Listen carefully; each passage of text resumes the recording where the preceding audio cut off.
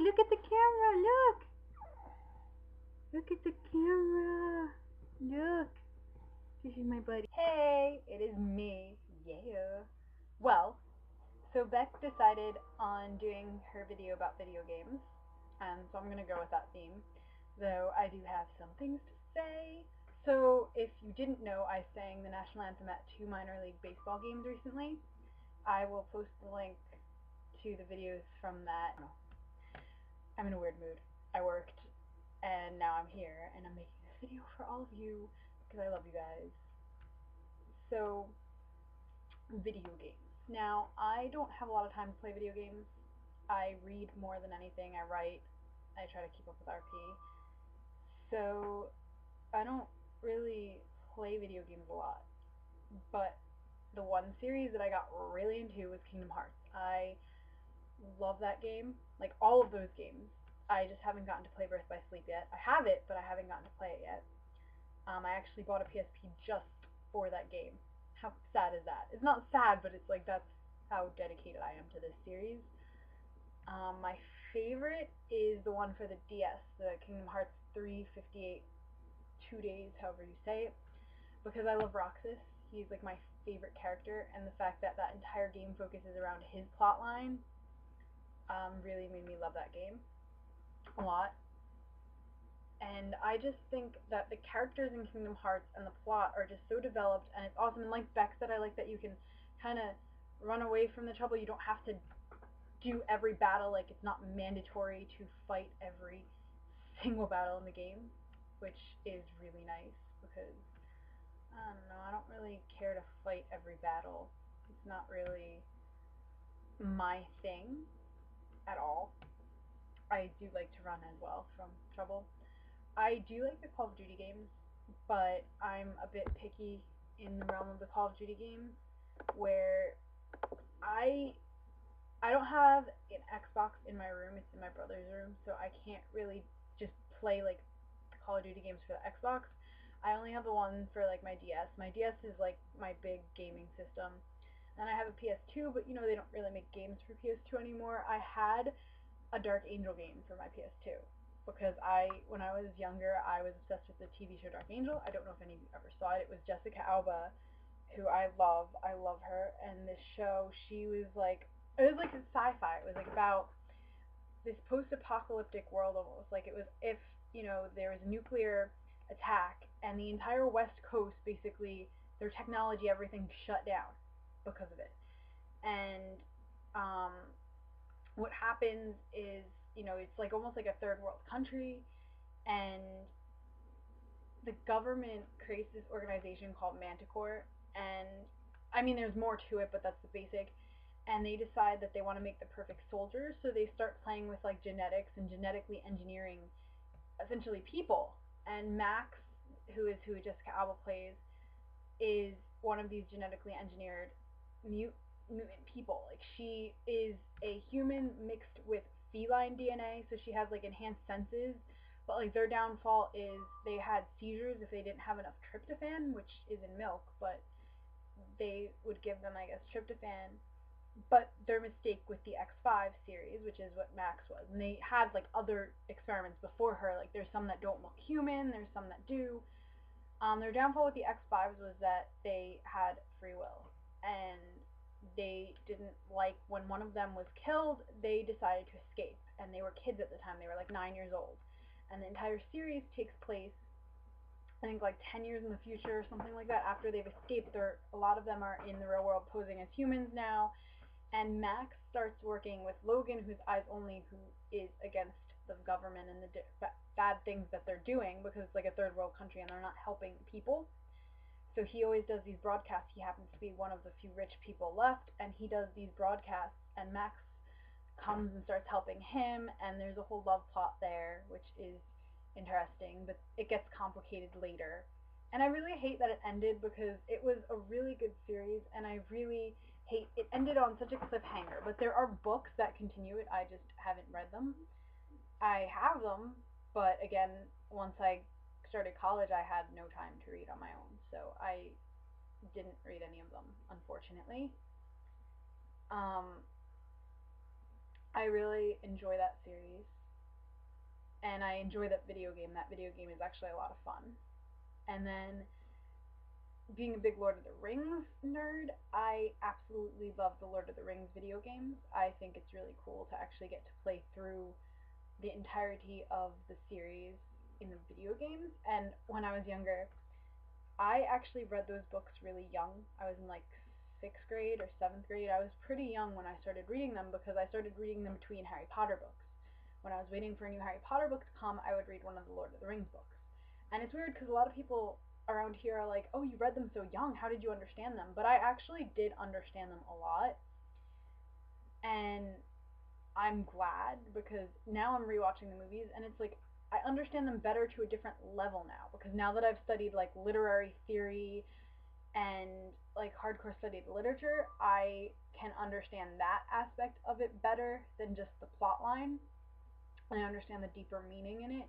And I rewatched the movies and I need to reread the books. I'm reading The Hobbit right now because I never read The Hobbit. That's the one book that I could not get through at that time. It started off too slow for me when I was in 6th or 7th grade.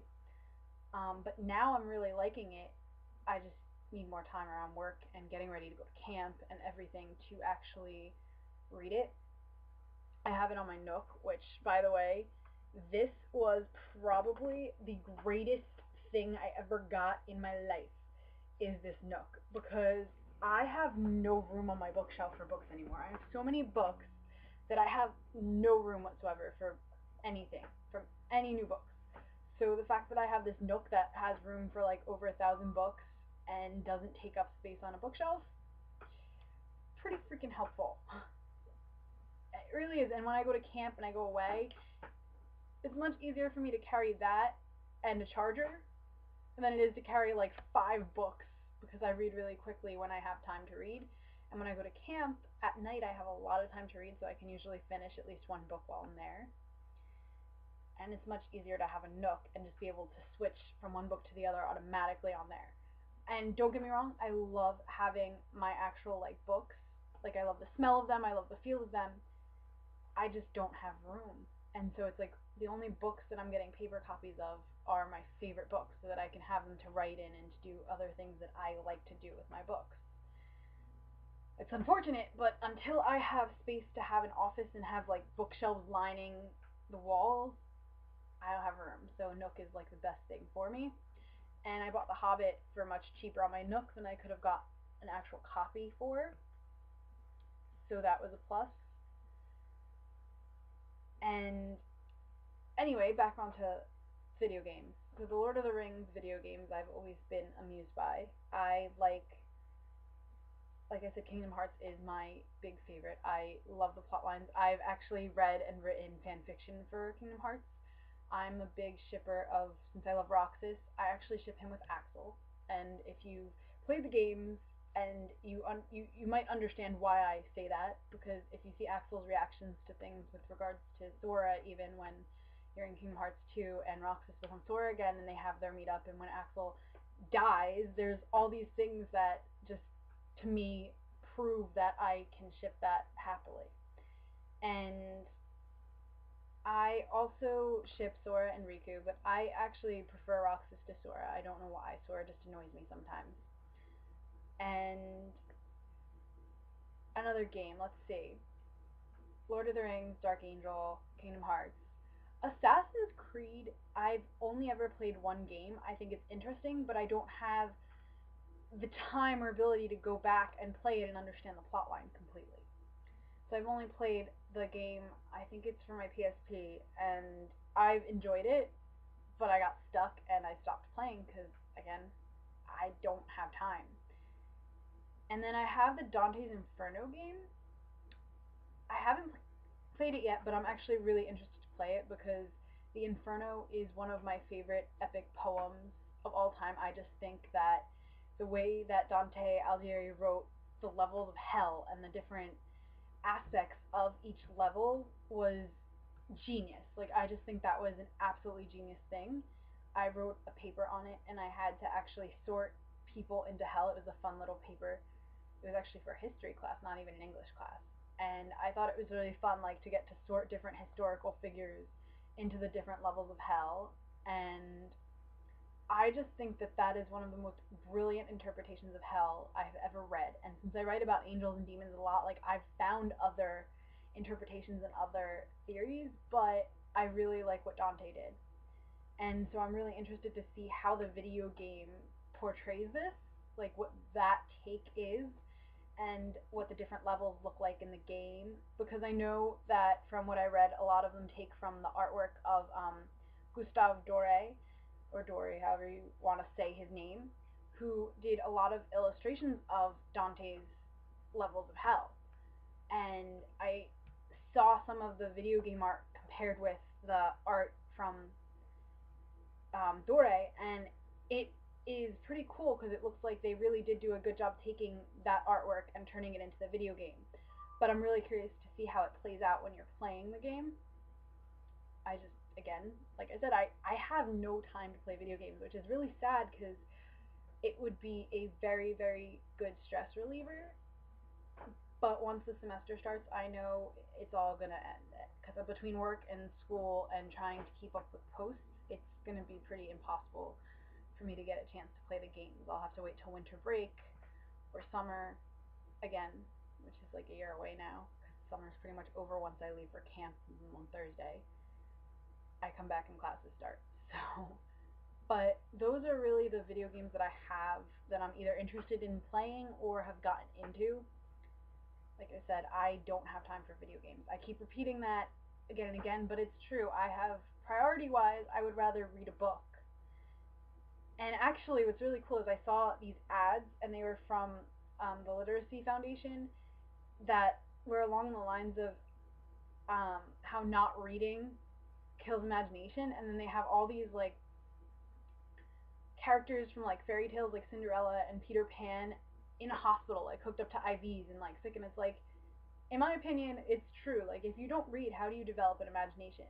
So many of the kids I've met at camp and different things don't have imaginations because they're growing up too fast, because all they're doing is sitting in front of the TV and playing games. They're not developing their own ability to have an imagination. They're not developing the ability to think of what they imagine characters looking like, because all they're doing is seeing how other people envision them when they make these movies or they make these games. And that's kind of sad for me, especially as somebody who wants to teach English and who is really passionate about literature and imagination and creativity. Like, I think that that's just a really sad fact. And sure, there's going to be kids like us who like to write and who probably enjoy reading, but it seems like they're getting fewer and fewer.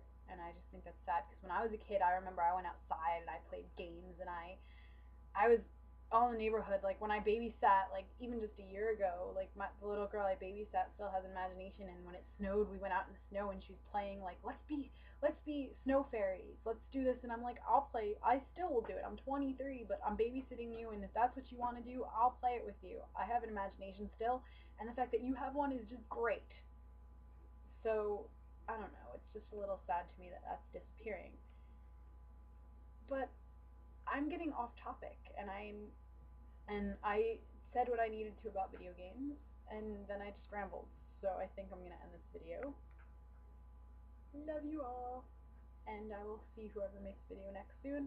And hopefully, if I don't make a video before I go to camp, I'll have one when I come back, and I'll put some pictures and show you guys like what I did at camp, and explain to you what Camp Sunshine, where I volunteer, is all about in my next video. If you're interested, my channel, my personal channel, that's what I'm trying to say, I can't even get my words out right now, has some slideshows that I made of the past 2 years I worked at Camp Sunshine with pictures. So I'll link to my personal channel there.